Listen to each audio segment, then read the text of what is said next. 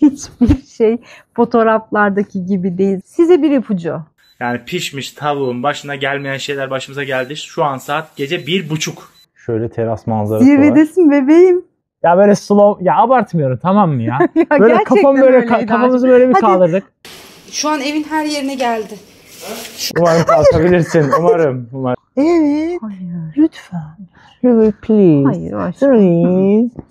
Selam arkadaşlar. Şimdi sizlerle bu videoda villa turu yapacağız. Villa tatilinde, villanın içinde başımıza neler geldi onları konuşacağız. Aynı zamanda bir villa tatili yapmaya karar verdiğiniz andan itibaren ihtiyaç duyacağınız şeyleri ve dikkat etmeniz gerekenleri konuşacağız. Ve bazı insanların kafasında oluşan villa mı, otel mi?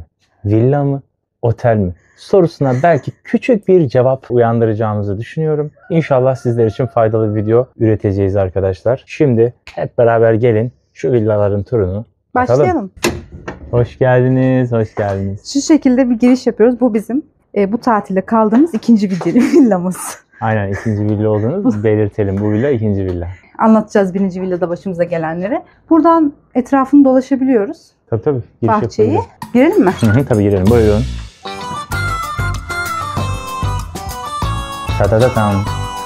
Burası salon. Bu arada bu bizim asıl tuttuğumuz villa olmadığı için fotoğraflarına erişebilir miyiz bilmiyoruz. Aslında biz size internette gösterilen fotoğraflar gerçekteki şeklinde diğer villanın videosunu çekecektik. Daha çekemeden oradan taşımak zorunda kaldık. Şöyle bir abajur. Abajur selektör atıyor. Aynen. Sehpa koltuk güzel. Şöyle ben sehpa koltuğu arkadaşlara göstereyim. Ev sahibi Fenerli. Bizim hanım gibi. O da ama Fenerli çok sanırım. Rahat. Evet, çok rahat. Hadi kalk bakalım. Umarım kalkabilirsin. Umarım. Mutfakta buzdolabı, bulaşık makinesi var. Ocak, fırınlar, mikrodalga, bardak, tabak falan filan var. İhtiyaç duyduğunuzda kullanacağınız fazlasıyla kadar. var. Bu evde var. Bu evde fazlasıyla var. İlk evde. İlk evde. Tavalar çizilmiş. Teflonları gitmiş. Bardak yok. Eksik. Hatta bizim bardağa ihtiyacımız oldu. Diğer evde. Aradık bizimle ilgilenen şeyi. Bizi bir markete gönderdi. Biz markete gittik. Onun ismini verdik. O şekilde aldık. Aynen, yerel bir markete gittik. Biz 2 kişilik tutmuştuk. Burası 4 kişilik. Mecburen burayı verdiler yani. Şurada bir tuvalet var. Şöyle. Bütün tuvaletler birbirinin aynısı. Birbirinin aynısı. Ama bir dakika. Ne oldu? Bütün tuvaletler birbirinin aynısı değil. Önceki villamızda mahremiyet diye bir şey yoktu. Ne vardı aşkım? Ne vardı? Üst katta yatak odasının içerisinde tuvalet var. Banyo tuvalet. Ama hani karartma cam falan yok. Direkt görüyorsun. Alt katta bir tuvalet vardı hamamın içinde. Onda da karartma yok. Yani evin içerisinde yandan geçen biri görüyor seni. her türlü görüyor. Tuvaletin yapılırken her türlü görünüyorsun. O yüzden bütün tuvaletler aynı değil. Burası üst kata çıkıyoruz. Makineyi çalıştırdım. Hareket ede buraya gelmiş. Neyse. Makine hareketli bir makine desene.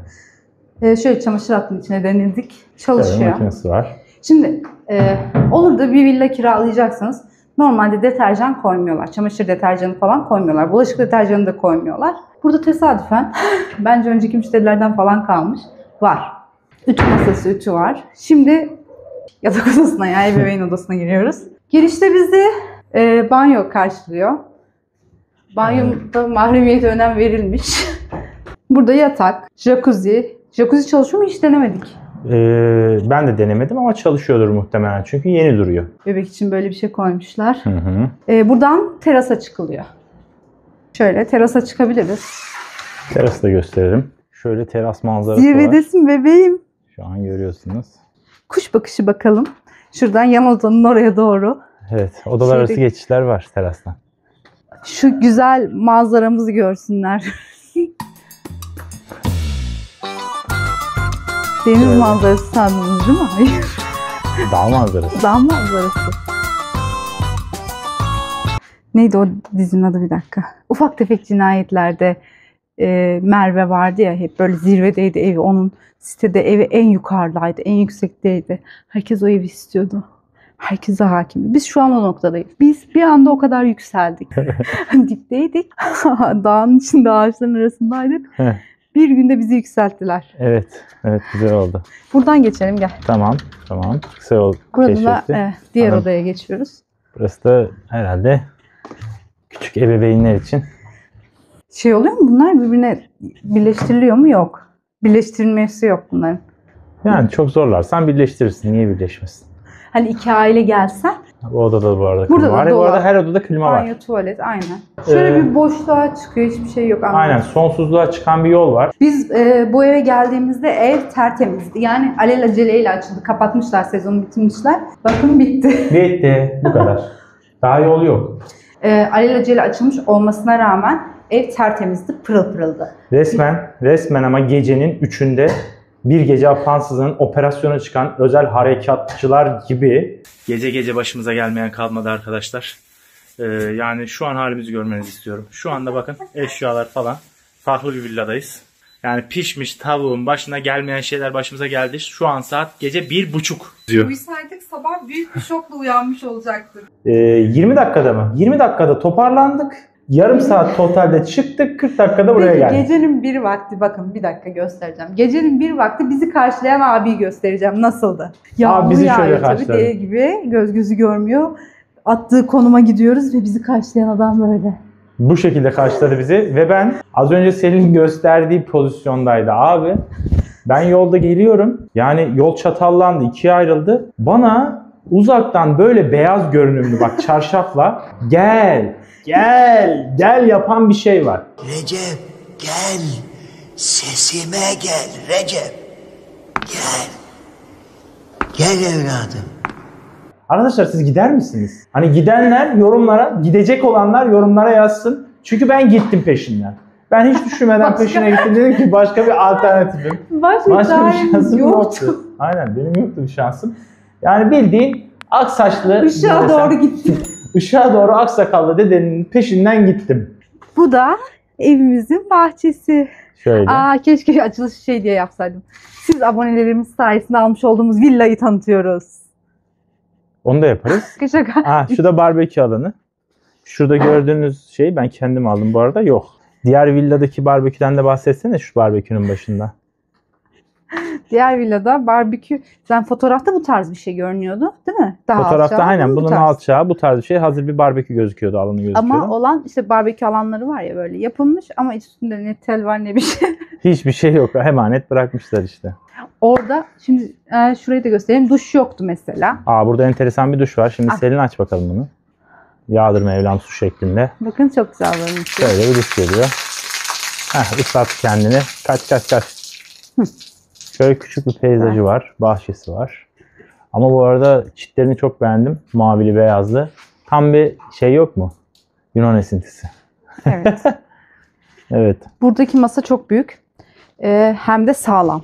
Evet, ilk Diğerinin girişte şöyle koltukları kırılmıştı. bir sedirin altında kurulmuş. Şöyle bir sedir görüntüsü var. Onu ileriden de size daha net göstereceğim. Şöyle Evet. bir salıncak var arkadaşlar. Diğer evde tek kişilik bir salıncak vardı, kırıktı. Evet. Kırıktı. Bu an şu salıncağı görünce çok mutlu olduk. Çok rahat bir salıncak. Ben az önce çekime başlamadan önce 5 dakika bir sallanayım dedim. Selin hazırlanırken neredeyse dalacaktım. Çok rahat ve konforlu bir salıncak. Geliyoruz zurnanın zart dediği yere. Havuzumuz. Havuzumuz. Bir takipçilerimiz için bir havuza bir Behlül atlayışı yapsana aşkım. Ben nasıl yapayım, sen yap. Şöyle bir havuz. Küçük. Böyle mini bir Sonra havuzumuz buraya var. gidiyoruz. Buradan giriyoruz ve şöyle. Neyse diğer havuz fotoğraflarda büyük görünüyordu. Ancak söyleyeyim, şuradan itibaren kesat. Şuraydı ya kes. oranın havuzu. Hayır, şurasıydı. Heh. Şu kadarcık arkadaş. Buranın havuzu da bu. Evet. Şezlonglar, gelelim şezlonglara, hepsi kırık dökük. Değil mi? Hepsi böyle saçma sapan şeydi. Çok kırılmıştı zaten. Şu an şöyle şezlong grubu var. Diğer villada yine olmayan şu orta sehpaları göstereceğim ben size. Fotoğraflarda olup kurtaran. olmayan. Hayat kurtaran, fotoğraflarda olup gerçekte olmayan. Ama şu görüntü çok güzel gerçekten. Arkası sanki şeyle gerçekten şey yapılmış gibi, hani shop'ta yapılmış gibi, bakın arkadaşlar. Ağaç sonradan Ağaç eklenmiş. sonradan shop'ta eklenmiş gibi ama değil. Diğerinde bahçedeki eksiklikleri sayıyorduk. Bir de bahçede langırt göstermişler, tamam mı? O da yoktu. Hani izliyorsunuz ya o Instagram'da işte Reels'lerde vesairelerde öyle güzel böyle oynayaraktan üretilen videolar sonucu ortaya çıkan mükemmel ötesi villalar hayali kurarak kesinlikle villa tatiline gelmeyin. Onu bir kere silin yani kafanızdan. Gerçekler bunlar. Biz hiç oynamadan, derlemeden, destlemeden sizin önünüze seriyoruz. Seçim sizin. Şimdi diğer villada yaşadıklarımızı falan gel salıncağımızda anlatalım, oturalım. Şimdi videonun sonundayız. Hayır, videonun sonunda değiliz. Daha çok konuşacak şeyimiz var. Hayır, videonun sonunda değil. Daha çok konuşacak şeyler var bu kızın ya.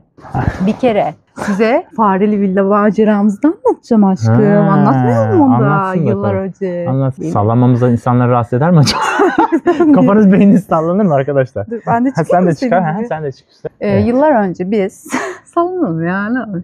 Tamam, sallanan insanların beyni dönsün.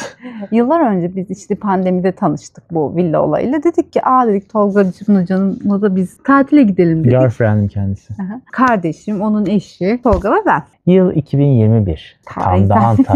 Tam da Antalya'nın sıcaklarının, Beyyam-ı Bahurların yoğun bir şekilde bastırdığı zaman. Dağların arasında o kadar güzel görünüyordu ki ilk defa da şey yapıyorsun ya, o diyorsun ne kadar güzel, yemyeşil, of taş ev falan filan yaptık. Mükemmel. Görüntü olarak mükemmel. Hani az önce bahsettim. O instalardan, reelslerden, bir yerlerden görüp de güzellemelere sakınlıkla kanmayın. Biz o zaman kanmıştık. Şimdi biz bunu tuttuk. İsmini, şu an villanın ismini vermeyeceğim. Kiraladığımız yerin de ismini vermeyeceğim. Siz merak ediyorsanız Instagram'dan takip edin. Oradan mesaj atabilirsiniz. Ya da yorumlara, YouTube'da yorumlara yazabilirsiniz. Burada evler zaten, bu villalar hepsi her kiralama şirketinde var. Önemli olan geri dönüş olabileceğiniz, sizinle ilgilenebilecek bir kiralama şirketinden tutmanız. Bu En önemli bir önemlisi. nokta. Bak, villa kiralamadan en önemli nokta az önce söylediğim Bir şey. de dolandırılma ihtimaliniz de var yani. Tabii. Neyse.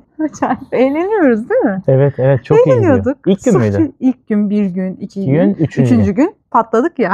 Aynen, ama nasıl eğleniyoruz ya? Hunharca eğleniyoruz ya. Havuzlar, mavuzlar, işte kokteyllerin biri gidiyor, biri geliyor.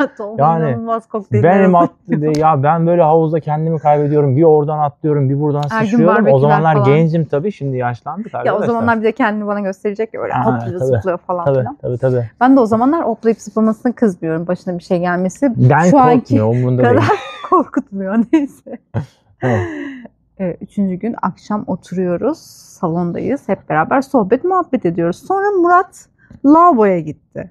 Evet, bacanağım Murat. İşte bacanağım lavaboya gitti. Sonra lavabodan bir çıktı. 2 katlıydı villa. 2. katından oradan bana seslendi, dedi ki bacanak bir gelsene dedi. Ne oldu bacanak dedim. Gel bir dedi. Gittim işte yanına. Bir fındık faresi bacanağa kendini göstermiş. Göz göze gelmişler. Göz göze gelmişler. Bacanak da yani böyle oturuyordum. Onunla böyle göz göze geldik. O bana bakıyor, ben ona bakıyorum. O bana bakıyor, ben ona bakıyorum diyor. Olaya müdahale ettik işte. Ama bir dakika, bir şey söyleyeceğim. Sonra bu olay bize de anlatıldı. Gamze ile ben hiç sallamıyoruz, tamam mı? Tamam. Olabilir falan. Ama biz yerimizden de kalkmıyoruz. Koltukta ayaklarımızı yukarı kaldırdık koltukta. Yere basmıyoruz. İkisi halledecek. Pıtır pıtır gidip geliyorlar. Gidip geliyorlar. Fareyi yakalayacaklar. Fare operasyonu 1, fare operasyonu 2, fare operasyonu 3. Bu yani sürekli varyasyonlar. Biz bir gün sonra aradık. Fare orada bu arada. Fare orada devam ediyor. Biz yatacağız yani artık. Bir tane tuvalet kaldı kullanabileceğimiz. Size bir ipucu. Eve girdiniz. Mutfak tezgahında sağda solda susamlar gördünüz. Mutfak tezgahında gördüğünüz o susamlar, susam sanıp yemeyin. Susam düzeltme, çörek otu gördünüz arkadaşlar. Çörek otu gördünüz. Sakın çörek otu sanıp yemeyin. Çünkü fare dışkısıyla birebir aynı tip. Ona göre. İşte sabah oldu. Ben dışarıda yatıyordum işte, temizlikçi falan geldi. Orada 2 günde bir falan temizlemeye geliyorlar havuzu. Ben o temizlikçiye anlattım. Bak yani yatamadık akşam dedim. İnsanlar dedim mağdur dedim. Bitap düştüler dedim. Uyuyamadılar dedim. Fareden dolayı dedim, korkudan dedim. Neyse dedi ki abi de onlar için dedi bizim şeyimiz var dedi. Fare yakalama timimiz var dedi. Neyi dedim? Fare yakalama timi mi dedim. Abi bu sefer ben gittim. İlk ben karşılaştım adamla. Ben içeridekilere anlattım. Böyleymiş dedim. Fare yakalama timi varmış dedim. Biz o galiba beklenti yüksek ama bak yani fare yakalama timi. Fare yakalama timi aklınıza neler gelir değil mi? Nasıl kostümler, nasıl kıyafetler gelir? Abi bekliyoruz böyle ya. El elde baş başta fare yakalama timini bekliyoruz. Ya böyle slow, ya abartmıyorum tamam mı ya?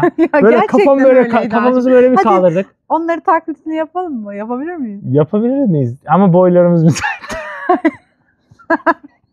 Yani neyse anladım. Ben anlatmaya devam edeyim.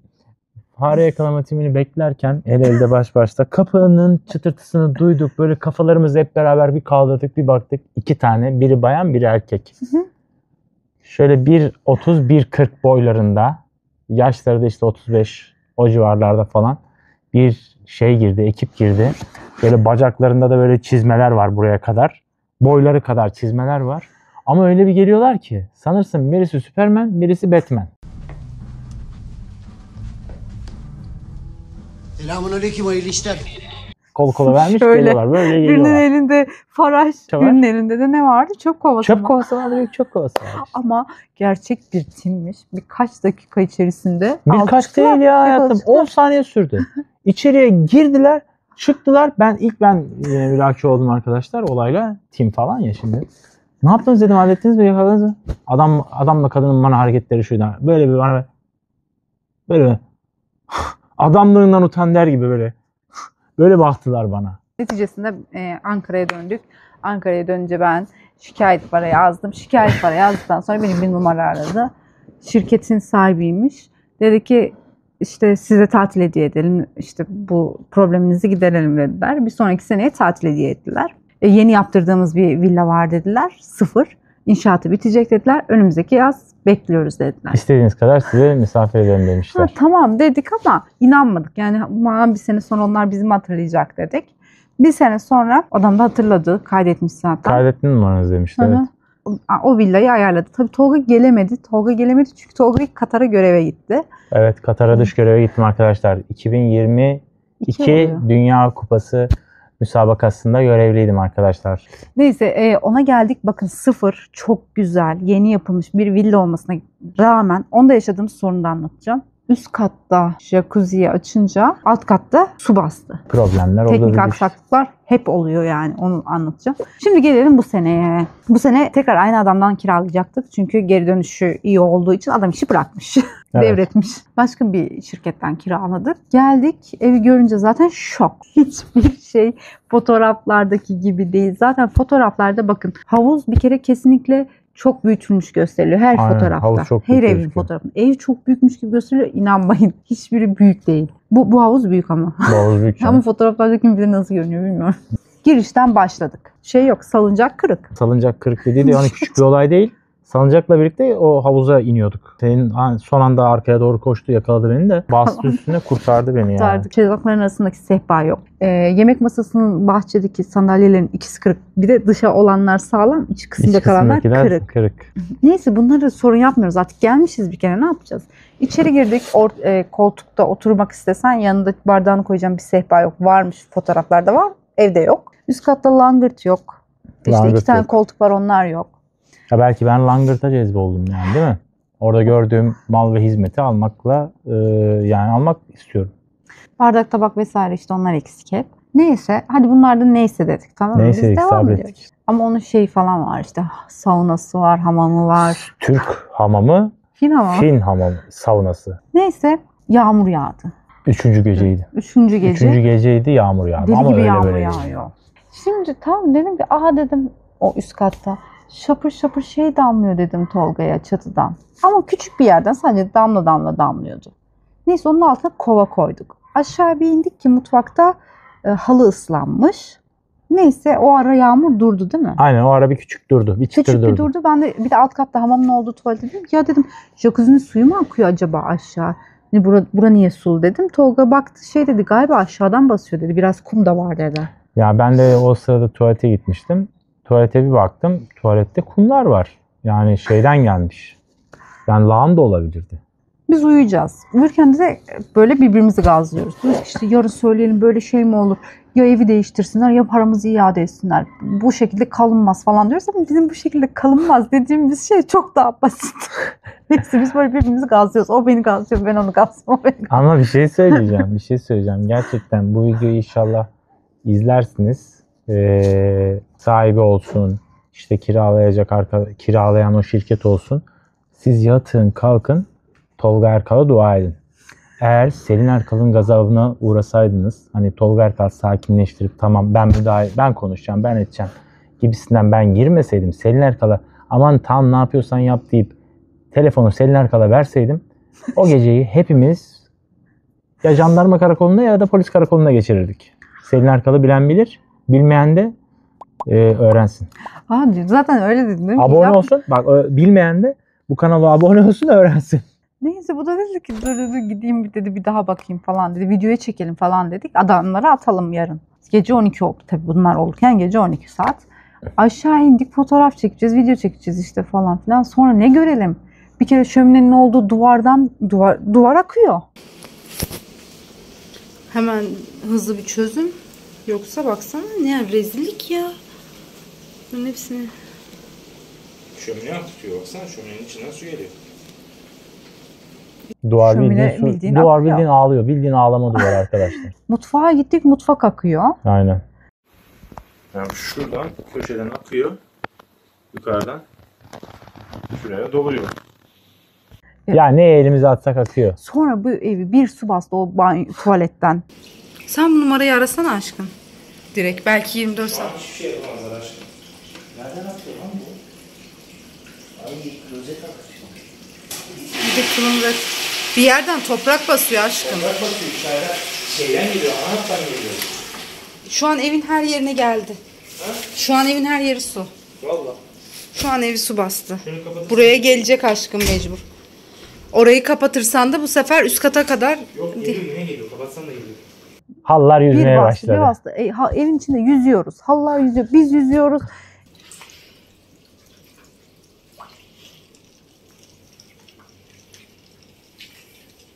İşte Tolga da artık en son o noktaya gelince WhatsApp'tan bari videoları at dedim. Gece 12'de kim ne yapacak dedi. Bari videoları at dedim.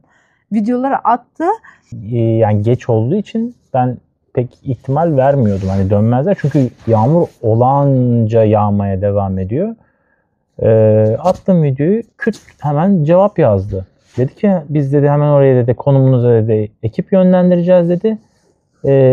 Hemen yardımcı olacağız size, merak etmeyin falan dedi bir hanımefendi. Kiraladığımız şirketin çalışanı. Hemen girdim zaten lafa. Dedim hanımefendi hani buraya ekip göndermeniz bir şey değiştirmez. Yani her yer sular altında. Halılar yüzüyor. İşte size anlattığımız olayları aynen hanımefendiye lanse ettim. Hanımefendi dedi tamam. Hemen tamam dedi. Ben dedi ben ona dedim gerekli aksiyonlarınızı alın. O dedi ki tamam hemen halledeceğiz. Aradan 15-20 dakika falan geçti. Kadın döndü sağ olsun. Hemen şu an sizi gezdirdiğimiz ikinci villamızı bize hemen tahsis etti. Gecenin ikisinde toparlandık. Harala gürele yarım saat 40 dakika falan sürdü sürmedi. Küt diye buraya geldik. Ondan sonra o villaya ne oldu ne bitti şu anda hiç kimsenin haberi yok. Ama buraya Yani- bir girdik. Tertemizdi gerçekten. Evet buranın temizliği Yani- güzeldi. Hatta adam bize dedi ki bu arada dedi bu evin sahibi de sizin kaldığınız evin sahibi Orada dedi. ikinci şoku yaşadık zaten. Orada Burası ikinci- dedim pislik içerisinde, burası tertemiz dedim. Bakan kişiden kaynaklanmış. He, Yani yani. emanet ettikleri kişiden kaynaklanmış. Yani aslında bir tık da şöyle söyleyeyim. Herkes kiralayan suçlu, ev sahibi suçlu. Temizliğini hani emanet ediyorlar ya, temizliğe diye emanet ettiği kişiler var ya, onlar da suçlu. Ben şimdi sen onu söyleyince bir konuda bence dikkat etmeniz gereken şeyler konusuna gelecek olursak arkadaşlar. Sen nereye? Geliyorum, ben de geliyorum. Geleceğiniz zaman, villa tatiline geleceğiniz zaman neler getirmeniz gerek yanınızda? Ben onları kısaca bir özet geçeyim. Bir kere kesinlikle yanınıza onlar koyuyor ama yetersiz. Yetmeyebilir kalacağınız süreye göre. Tuvalet kağıdı alın. Kağıt havlu kesinlikle alın. Ondan sonra yiyecek alışverişini zaten marketten yaparsınız. Kafanıza Deterjan mutlaka, çamaşır deterjanı, bulaşık deterjanı onlar koymuyorlar. Aynen. Yani tesadüfen denk gelebilir. O da önceki şeyden kalmıştır. Misafirden kalmıştır. Ya da misafirler çıktıktan sonra onlar kullanıyordur, unutmuşlardır. Öyle bir şey Hı hı. vardır. Normalde koymuyorlar. Aynen öyle. El havlusu bile yoktu bir öncekinde. Burada havlu sıkıntımız yok. Yani havuzda eğlenecekleri alaş gereçler Hı hı. getirebilirler. Haşere ilacı. Haşere ilacı aynen, çünkü haşere... Bunu zaten satarken de belirtiyorlar. Bilginiz olsun yani. Bizim o fareli olayı ayrı bir şey. Bunda da bu işte o önceki evde yatak odasının içerisinde küçük bir havuz vardı. O havuzda böyle sıra... Ay onları nasıl çekmedim ya, işte vakit olmadı, çekecektik aslında. Karıncalar yuva yapmış. Bir de bir sıra halinde ince gibi o yol yapmışlar o yuvayı. Bir sürü yol var ama Sonra sadece bir gidiyorlar. yoldan gidiyorlar. Tek yoldan. Hiçbir yere de çıkmıyorlar. Yok, Yatak çıkmıyorlar. odasına hiçbir yere gitmiyorlar. Havuzun kenarında hiç dokunmadık biz onlara zaten. Bize bakın arkadaşlar. Ama evet kene, sinek vesaire, işte böcek, haşere için Arı, ilaç. marı bu tarz şeyler için Arı çok satılıyordur, vardır yani. Onun dışında Odanın içerisinde havuz olması insanı çok rahatsız ediyor. Koku olarak rahatsız ediyor. Uykuda da rahatsız Aynı oluyorsunuz. zenginler, siz nasıl yapıyorsunuz odalarınızda havuzlar mavuzlar, ben anlamıyorum yani. Sonuca geçersek. Hı. İlk başta sorduğumuz soru neydi? Villa mı? Otel mi? Villa mı? Otel mi dedik. Siz bize yorumlarda dahil olun. Ben şahsi fikrimi söyleyeceğim size. Benim ikinci villa tatilimde. Otel abi. Villayla falan uğraşmayın. Gidin. Kafanızı dinleyin. İşte karınızın, işte sevgilinizin, bilmem neyinizin neyle geliyorsanız dırdırını çekmeyin. Gidin otelinize. Paşalar gibi rahat rahat şey yapın. Bak mesela benim derdim bitmeyecek. Şimdi bu video çekildikten sonra ben arkada şu anda görüyor musunuz? Bak şurada Selin Hanım göstersin barbekü alanının Sen üstünde hala burada duruyor. Ben oturup- orada mangal yakacağım Sen birazdan. zaten bebeğim. Hala burada oturmuş insanlara niye laf yetiştiriyorsun? Sen mangalını yak. Ben burada konuşurum. Tamam. Ben gidiyorum o zaman. Kendinize iyi bakın. Ben oteli de seçtim bu gidiyorum. arada. Ben de oteli seçiyorum. İyi, güzel oldu. Eğlenceli oldu. Bıraksak sabaha kadar videoda konuşacağız lan Selin. Sabaha kadar konuşacağız. Biz böyle bir konsept Şunu mi sevdik. yapsak? Şunu sevdik biz. Siz neyi seçerdiniz? Abone olmayı lütfen unutmayın. 345 abonemize de teşekkürlerimi bir borç biliyorum. Hepinizi seviyorum. Elleriniz dert görmesin o aboneyi ve like'a basan. Aha kedi geldi. Misafir.